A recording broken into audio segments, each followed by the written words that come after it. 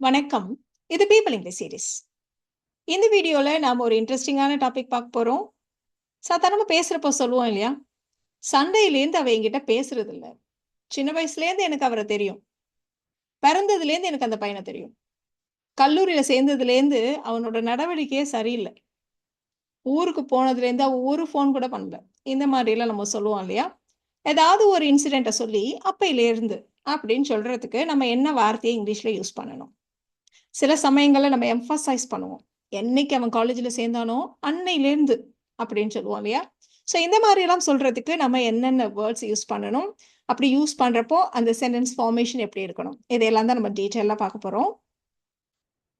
இதுக்கு நாம அதாவது ஒரு இன்சிடென்ட்ட சொல்லி அப்பையிலேருந்து அப்படின்னு சொல்றதுக்கு, சண்டை போட்டதுலேருந்து, காலேஜ்ல சேர்ந்ததுலேருந்து அப்படிலாம் சொல்றோம் இல்லையா? அந்த மாரி சொல்றதுக்கு நாம சின்ஸ் அப்படின்ற வேர்ட யூஸ் பண்ணுவோம். இந்த சின்ஸ் நம்ம ஆல்ரெடி பார்த்துருக்கோம். பிரசன்ட் பெர்ஃபெக்ட் கன்டினியூஸ் டென்ஸ்ல. If you haven't yet watched the video, have a look at it. It's well worth it. ஏன்னா இந்த வீடியோலயும் நாம நிறைய இந்த present perfect tense, present perfect continuous tense எல்லாம் நம்ம யூஸ் பண்ண போறோம். ஸோ அதனால நீங்க அதை பார்க்கலன்னா ஒரு தடவை பாருங்க. இப்போ சின்ஸ் அப்படிங்கிறப்போ நாம ஒரு இன்சிடென்ட்டை சொல்லி அந்த இன்சிடென்ட்லேருந்து, சண்டையிலேருந்து, காலேஜ் சேர்ந்ததுலேருந்து, ஊருக்கு போனதுலேருந்து இந்த மாதிரி சொல்றதுக்கு தான் நம்ம சின்ஸை யூஸ் பண்ண போறோம். சில சமயங்களில் நம்ம வந்து 2 சென்டென்ஸாக சொல்லுவோம். அவன் காலேஜ்ல சேர்ந்துட்டான். ஆனா அப்படி சேர்ந்ததுலேருந்து, அப்பையிலேருந்து அப்படின்னு சொல்றதுக்கு நம்ம தனித்தனியா சொல்றதுக்கு நம்ம சின்ஸ் தென்னை யூஸ் பண்ணுவோம். அடுத்தது சில சமயங்கள்ல இந்த எம்ஃபசைஸ் பண்றோம் பார்த்தீங்களா? எப்ப அவன் காலேஜ்ல சேர்ந்தானோ, அப்பையிலேருந்து அந்த மாரி சொல்றதுக்கு நாம எவர் சின்ஸை யூஸ் பண்ணுவோம். இப்ப நாம இந்த சின்ஸ யூஸ் பண்றப்போ, அந்த சென்டென்ஸ் ஸ்ட்ரக்சர் எப்படி இருக்கும்? எந்த டென்ஸை யூஸ் பண்ணணும்? அத பார்த்துடலாம். பொதுவா நாம சின்ஸ யூஸ் பண்றப்போ, சின்ஸ் கூட வர்ற ஸ்டேட்மெண்ட்ல பாருங்க, சின்ஸ்ன்றது ஒரு கன்ஜங்ஷன். 2 ஸ்டேட்மெண்ட்ட கனெக்ட் பண்ண போறோம் சின்ஸை யூஸ் பண்ணி. அதுல சின்ஸ்ங்கிற வார்த்தை வர்ற ஸ்டேட்மெண்ட்ல பாஸ்ட் டென்ஸையும், இன்னொரு ஸ்டேட்மெண்ட்ல பிரசன்ட் பெர்ஃபெக்ட் டென்ஸையும் நம்ம யூஸ் பண்ணணும்.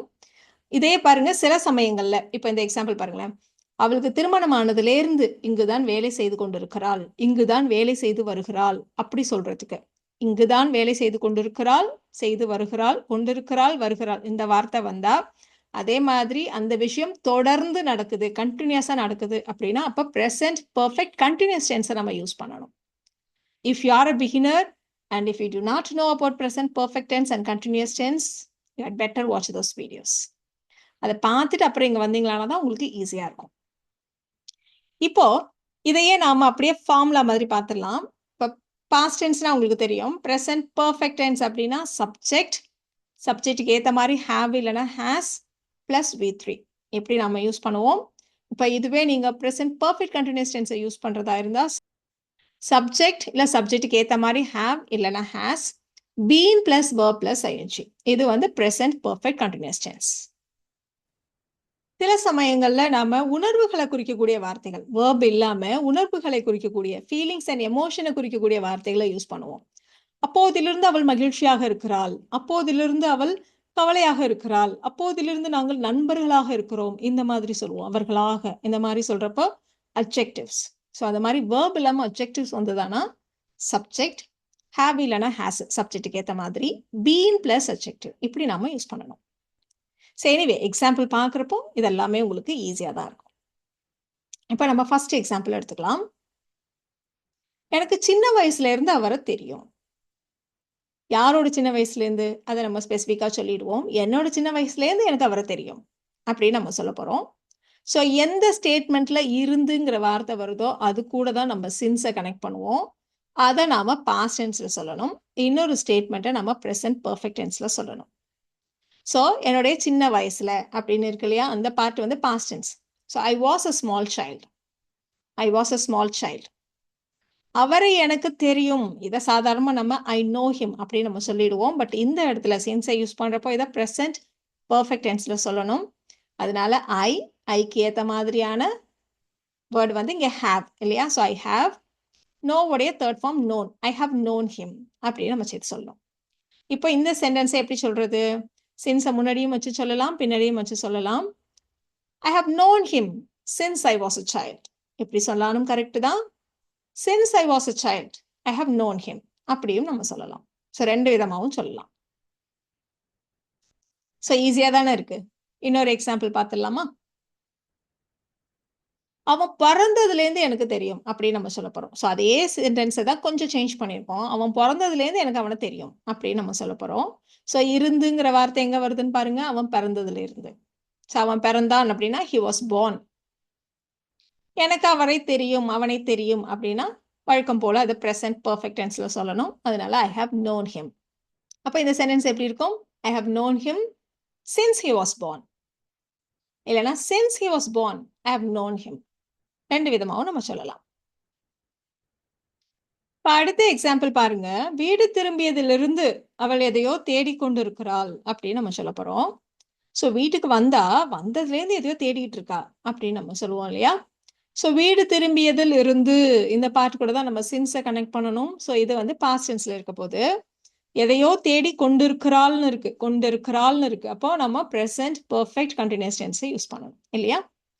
ஸோ தனித்தனியா இந்த ஸ்டேட்மெண்ட்ஸ் நம்ம ஃபர்ஸ்ட் ரெடி பண்ணிடலாம். எதையோ தேடி கொண்டிருக்கிறாள் ஷீ, அதுக்கு ஏற்ற மாதிரியான வார்த்தை ஹேஸ். ப்ரெசன்ட் பெர்ஃபெக்ட் கண்டினியூஸ் டென்ஸ்ல ஸ்ட்ரக்சர் பார்த்துக்கோங்க. She has been verb plus ing. அதனால she has been searching for something. எதையோ தேடுகிறாள் அப்படின்னா for something. She has been searching for something. அப்ப இந்த இன்னொரு பாட்டு பாருங்க. வீடு திரும்புறது அப்படின்னா அவ வீட்டுக்கு திரும்பி வந்தா. She returned home. இப்போ இதெல்லாம் நம்ம கனெக்ட் பண்ண போறோம். இந்த பாட்டு கூட தான் சின்ஸை சேர்க்கணும் இல்லையா? She has been searching for something since she returned home. இல்லைன்னா நீங்க முன்னாடி கூட வச்சு சொல்லலாம். Since she returned home, she has been searching for something. எப்படி வேணா சொல்லலாம். அவங்க இங்கேருந்து பெங்களூருக்கு போயிட்டாங்க. அப்படி போனதுலேருந்து நாங்க அவங்கள பார்க்கல அப்படின்னு நம்ம சொல்ல போறோம். அவர்கள் பெங்களூருக்கு சென்றதிலிருந்து நாங்கள் அவர்களை பார்க்கவில்லை அப்படின்னு நம்ம சொல்ல போறோம். ஸோ இருந்து எங்க வருதுன்னு பாருங்க. அவர்கள் பெங்களூருக்கு சென்றதிலிருந்து. ஸோ அப்ப அவர்கள் இந்த மாதிரி இடம் மாறி போறதெல்லாம் நம்ம மூவ் வச்சு சொல்லுவோம். Moved to Bangalore. They move to Bangalore. நாங்கள் அவர்களை பார்க்கவில்லை. இந்த பாட்டை நம்ம ப்ரெசன்ட் பெர்ஃபெக்ட் டென்ஸ்ல சொல்லணும் இல்லையா? கொண்டிருக்கவில்லை, பார்த்து கொண்டிருக்கவில்லைன்னுலாம் வரல. அதனால கண்டினியூஸ் டென்ஸ் இல்லை, நம்ம ப்ரெசன்ட் பெர்ஃபெக்ட் டென்ஸ்ல சொல்லணும். ஸோ நாங்கள்னா வீக்கு நம்ம ஹாவ் போடுவோம். இந்த இடத்துல நெகட்டிவா பார்க்கவில்லைன்னு இருக்கு. அதனால we haven't, we have not. பார்க்கறதுனா சி, அதோடைய third form seen. We haven't seen them, we haven't seen them. Combine பண்ணலாமா? We haven't seen them since they moved to Bangalore. We haven't seen them since they moved to Bangalore. என் முழங்காலில் காயம் ஏற்பட்டதிலிருந்து நான் யோகா பயிற்சி செய்து கொண்டிருக்கிறேன் அப்படின்னு நம்ம சொல்ல போறோம். ஸோ இதுல ஏற்பட்டதிலிருந்து இந்த பாட்டு தான் சின்ஸ் வச்சு வரப்போகுது. இது பாஸ்ட் டென்ஸ். நான் யோகா பயிற்சி செய்து கொண்டிருக்கிறேன் அப்படின்னு இருக்கு. அப்போ நாம ப்ரெசன்ட் பெர்ஃபெக்ட் கண்டினியூஸ் டென்ஸ்ல சொல்லணும். ஸோ நான் அப்படின்றதுனால ஐக்கு have been verb plus ing. இந்த இடத்துல verb அப்படின்னு நீங்க வந்து doing சொன்னாலும் சரி, practicing அப்படின்னு சொன்னாலும் சரி, I have been doing yoga அப்படின்னு சொன்னாலும் சரி, I have been practicing yogaன்னு சொன்னாலும் சரி. அதே மாதிரி இந்த பக்கம் பாருங்க. நான் முழங்காலில் காயம் ஏற்பட்டதிலிருந்து, அதை வந்து இங்கிலீஷ்ல I injured my knee அப்படின்னு நம்ம சொல்லுவோம். இல்லை உங்களுக்கு டக்குன்னு அது வரல அப்படின்னா நீங்க உடனே அடுத்த ஆப்ஷனுக்கு போயிடணும். எனக்கு காலில் ஒரு காயம் இருந்ததுல இருந்து அப்படி நீங்க சொல்றதா இருந்தா I had a knee injury அப்படின்னு சொல்லிடலாம். ஸோ எப்போவுமே நாம ஒன்று தெரியலன்னா நம்ம டக்குன்னு அதுக்கு மேலே வேற எப்படி சொல்லலாம் அப்படின்னு யோசிச்சிடணும். ஸோ இதை நீங்க ஐ ஹேட் அ knee injury அப்படின்னு நீங்க சொல்லலாம். ஸோ இப்போ இதை கம்பைன் பண்ணலாமா? I have been practising yoga since I injured my knee அப்படி சொன்னாலும் சரி, I have been practising yoga since I had a knee injury அப்படி சொன்னாலும் சரி. ஸோ ரெண்டு விதமாகவும் சொல்லுங்க. உங்களுக்கு எது டக்குன்னு வருதோ அதை நீங்க வச்சு சென்டென்ஸை ஃப்ரேம் பண்ணிடுங்க. இப்போ அடுத்த எக்ஸாம்பிளை நம்ம வந்து 2-3 விதமா சொல்ல போறோம். அதாவது இப்போ நம்ம நிறைய சின்ஸ் வச்சு பார்த்துட்டோம். இப்போ அதனால எவர் சின்ஸை வச்செல்லாம் எப்படி சொல்றது அதையும் நம்ம வந்து பார்த்துடலாம். இப்போ இந்த எக்ஸாம்பிள் பாருங்க. நான் டயட்டை ஃபாலோ பண்ண ஆரம்பிச்சேன். அப்பையிலேருந்து முன்னாடியை விட பெட்டரா ஃபீல் பண்றேன் அப்படின்னு நம்ம சொல்ல போறோம். நான் டயட்டை பின்பற்ற தொடங்கியதிலிருந்து நான் முன்னாடியை விட பெட்டரா ஃபீல் பண்றேன் அப்படின்னு நம்ம சொல்ல போறோம். ஸோ எதுல இருந்துன்னு வருதுன்னு பாருங்க. நான் டயட்டை ஃபாலோ பண்ண ஆரம்பிச்சேன். I started following a strict diet. I started following a strict diet. பெட்டரா ஃபீல் பண்றேன், அதுதான் ப்ரெசன்ட் பெர்ஃபெக்ட் டென்ஸ்ல சொல்லணும். I have felt better. I have felt better. அப்போ இந்த சென்டென்ஸ் எப்படி இருக்கும்? Since I started following a strict diet, I have felt better. இப்போ இதே சென்டென்ஸை நம்ம இப்படி கூட சொல்லலாம்ல. எப்ப நான் ஸ்ட்ரிக்டா டயட்டை ஃபாலோ பண்ண ஆரம்பிச்சேனோ, அப்பையிலேருந்து நான் முன்னாடிய விட நல்லா இருக்கேன் அப்படின்னு நம்ம சொல்ல போறோம். ஸோ இத மாரி எம்ஃபசைஸ் பண்றதுக்கு நம்ம சின்ஸ்க்கு பதிலா அப்படியே எவர் சின்ஸ்ன்னு போட்டுக்க வேண்டியதுதான். Ever since I started following a strict diet, I have felt better. So ரொம்ப லென்த்தி சென்டென்ஸ் தான். சொல்றதுக்கு வேணா உங்களுக்கு கஷ்டமா இருக்குமே தவிர, இந்த சென்டென்ஸ ஃப்ரேம் பண்றது கஷ்டமே கிடையாது. Ever since I started following a strict diet, I have felt better. இப்ப இதே நீங்க சின்ஸ் தென்ன வச்சு சொல்றதா இருந்தா, கண்டிப்பான டயட்ட நான் வந்து ஃபாலோ பண்ண ஆரம்பிச்சேன். அப்பையிலேருந்து நான் முன்னாடிய விட பெட்டரா ஃபீல் பண்றேன். அப்படின்னு நம்ம தனித்தனியா சொன்னோம்னா since then. I started following a strict diet. Since then I have felt better. உங்களுக்கு கன்ஃப்யூஸ் ஆனுச்சுன்னா, நீங்க சின்ஸ் அண்ட் எவர் சின்ஸ மட்டும் வச்சு பழகுங்க போதும். மத்தவங்க சின்ஸ் தென்னா என்ன அப்படின்றத தெரிஞ்சுக்கிறதுக்கு இந்த எக்ஸாம்பிள் உங்களுக்கு யூஸ்ஃபுல்லா இருக்கும். அதுக்காக தான் நம்ம இத போட்டோம். இப்ப அடுத்த எக்ஸாம்பிள் பார்க்கலாமா? சிம்பிளான ஒரு எக்ஸாம்பிள் தான். எனக்கு திருமணம் ஆனதிலிருந்து நான் இங்க தான் வசித்துக் கொண்டிருக்கிறேன். இங்கு தான் வசித்து வருகிறேன் அப்படின்னு நம்ம சொல்லப் போறோம். அஃப்கோர்ஸ் கன்டினியூஸா நான் இதே ஊர்ல தான் இருக்கேன் அப்படின்னு சொல்றதுனால பிரசன்ட் பெர்ஃபெக்ட் கன்டினியூஸ் டென்ஸ் இல்லையா?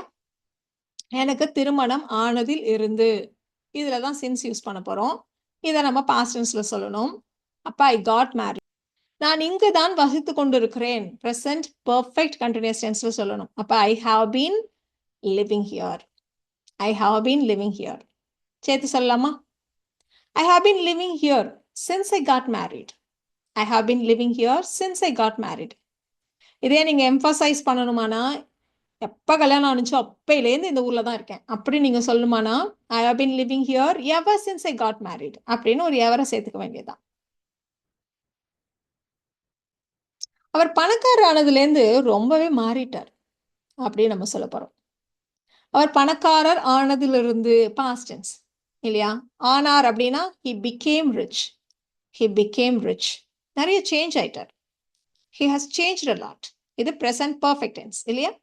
He has changed a lot. Combine பண்ணுங்க. He has changed a lot since he became rich. இதே நீங்க emphasize பண்ணணுமானா ever since he became rich, he has changed a lot. அப்படியெல்லாம் நம்ம சொல்லலாம். நாய் கடிச்சதுல இருந்தே அவளுக்கு நாய்னா பயம் அப்படின்னு நம்ம சொல்ல போறோம். இதெல்லாம் இந்த இருந்தே இருந்து இந்த பார்ட் கூட தான் சின்ஸ் வரப்போகுது. ஸோ நாய் கடிச்சிச்சு, ஏதோ ஒரு நாய் கடிச்சிருச்சு. அதனால a dog bit her. ஒரு நாய் அவளை கடிச்சிருச்சு. a dog bit her. அவளுக்கு நாய்னா பயம். பயம்ன்றது ஒரு உணர்வு இல்லையா? அப்ப அது ஒரு அட்ஜெக்டிவ். afraid அப்படின்னு நம்ம வச்சு சொல்ல போறோம். ஸோ இந்த மாதிரி அட்ஜெக்டிவ்லாம் வந்ததானா she has been afraid அப்படி போடணும். she has been afraid of dogs. she has been afraid of dogs. So adjective வந்ததானா she has been போட்டுட்டு அட்ஜெக்டிவ் போடுங்க அப்படின்னு முன்னாடியே சொன்னோம் இல்லையா? she has been afraid of dogs. இப்போ கம்பைன் பண்ணலாமா? she has been afraid of dogs ever since a dog bit her. நாய் கடிச்சதுல இருந்தே அப்படின்னு சொல்றதுனால தான் நம்ம ever since யூஸ் பண்ணியிருக்கோம். since வச்சு சொல்லலாம். she has been afraid of dogs since a dog bit her. அப்படின்னு நம்ம சொல்லலாம். இப்ப பாருங்க தனித்தனியா போட்டிருக்கோம். ஒரு முறை நாய் அவளை கடிச்சிச்சு, அன்னிலேருந்து அவளுக்கு நாய்னா பயம் அப்படின்னு சொல்லுவோம் இல்லையா? இந்த மாதிரி தனித்தனியா சொல்றதா இருந்தா since then. a dog bit her once. ஒரு தடவை ஒரு நாய் கடிச்சிருச்சு. a dog bit her once. since then she has been afraid of dogs. அப்படின்னு நம்ம சொல்லலாம். ஸோ எல்லா விதமாவும் சொல்லலாம் நம்ம.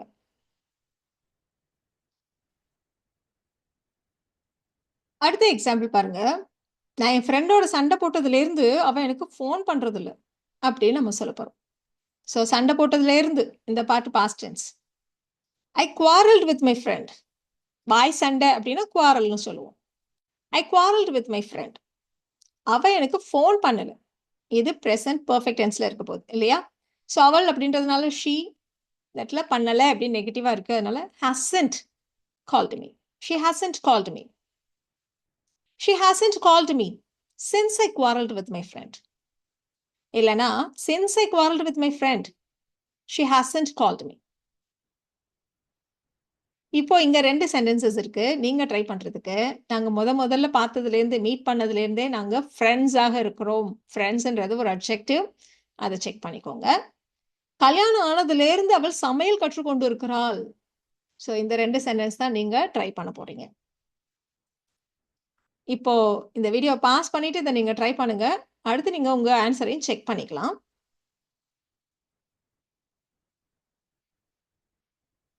We have been friends since we first met. We have been friends since we first met. அதே மாதிரி she has been learning to cook since she got married. She has been learning to cook since she got married. So இந்த வீடியோவில் நாம் since and ever since இதை எப்படி use பண்ணுறது அப்படின்னு தெரிஞ்சுக்கிட்டோம். இந்த வீடியோ உங்களுக்கு யூஸ்ஃபுல்லாக இருக்கும்னு நினைக்கிறேன். Thank you so much.